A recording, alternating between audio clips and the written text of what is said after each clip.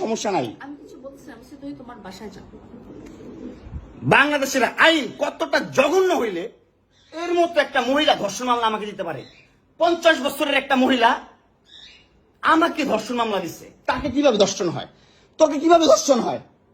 সেটা তুই কোর্টে যে প্রমাণ করিস। কোর্ট তো তোর কি না, তোর বাপের না কোর্ট? তোর বাপ আর্মিতে, তোর ভাই আর্মিতে, তোর জামাই আর্মিতে, তোর দুইটা জামাই আর্মিতে। তোর তো আইন কি না? আর আমরা তো গরিব মানুষ, আমাদের তো সময় নাই, আমাদের তো এই সমাজে কোনো ছাই নাই।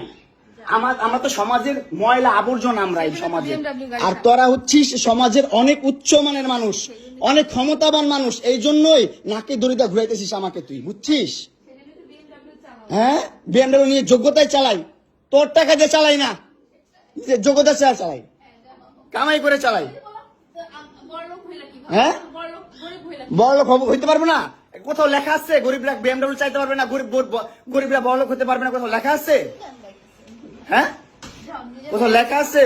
নাহলে ওই মেয়েদের বাসায় যাও, নাহলে নরসিংদী যাও, যেখানে যাচ্ছিলে সেখানে যাও। তোমার কাপড় চোপড় নিবা? অবশ্যই নিবো। দাও, ব্যাক করে দাও।